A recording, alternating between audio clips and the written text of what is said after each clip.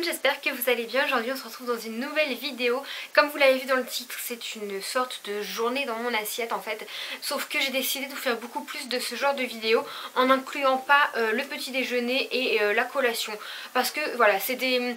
Moi personnellement le petit déjeuner maintenant c'est un repas que je saute, que je ne prends plus. Et quand j'en prends, je mange des choses en vidéo que je vous ai déjà présentées maintes et maintes fois.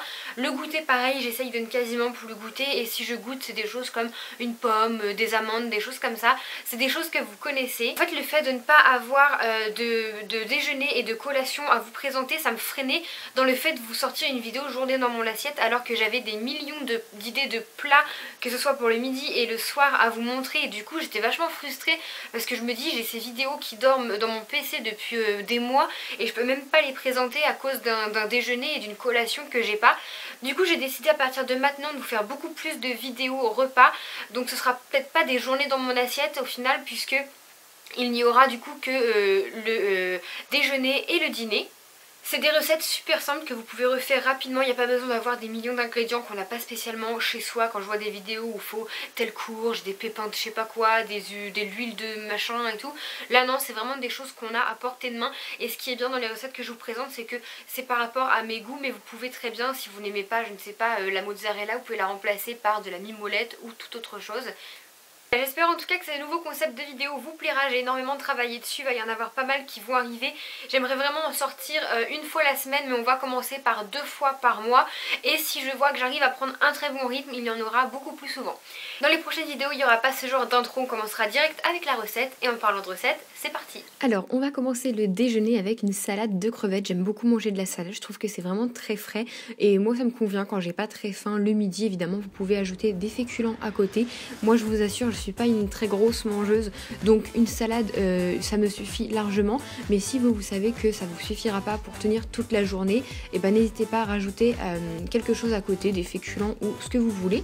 Donc je coupe ma salade en petits morceaux, j'ajoute du maïs parce qu'il m'en restait puis j'aime beaucoup ça. J'ajoute quelques crevettes que j'ai décortiquées avant. Là je vais ajouter deux knackis que j'ai fait chauffer au micro-ondes avant, des cornichons. Je mets de la sauce fait maison sur ma salade. Et puis je vais ajouter des petits morceaux de noix que j'écrase au-dessus de ma salade parce que ça donne du goût et j'adore ça. Et en plus c'est les noix du jardin de mes grands-parents, donc c'est super. Voilà, une salade toute simple, assez complète. Encore une fois, rajoutez-vous si ça ne vous fait pas assez. Moi je suis une très petite mangeuse, surtout le midi. Donc voilà, moi ça me suffit pour tenir toute la journée jusqu'au goûter évidemment. Et ça fait un bon repas. Ensuite on va passer au dîner et c'est des lasagnes saumon épinards. J'avais l'habitude de manger des lasagnes normales et quand j'ai goûté cela c'était la révélation. Donc je fais cette béchamel là qui est la béchamel au dos de mon paquet de maïzena. Je la réussis à chaque fois donc c'est top. J'ajoute dedans un petit peu de persil, sel, poivre. Je vais faire décongeler mes épinards, donc mettez-en beaucoup, j'ai pas de quantité à vous donner mais mettez-en pas mal, moi j'en avais plus, j'avais que ça et c'était très léger, et du saumon. Donc je vais mettre de la maïzena, de la béchamel sur tout le fond de mon plat, mes feuilles à lasagne. Je vais mettre un petit peu d'épinards, sauf que comme ça matchait pas, ça adhérait pas aux feuilles, je vais mélanger en fait mes épinards à ma béchamel et ça va être beaucoup mieux, surtout que j'en avais très peu d'épinards.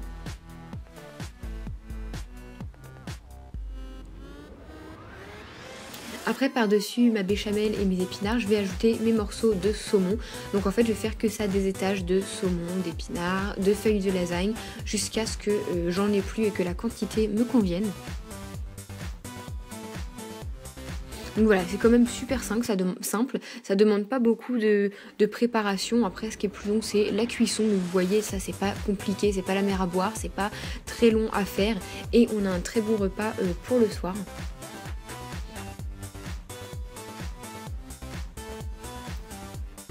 Donc sur le dessus j'avais de la mozzarella, donc j'ai terminé avec ma mozzarella avant de la perdre.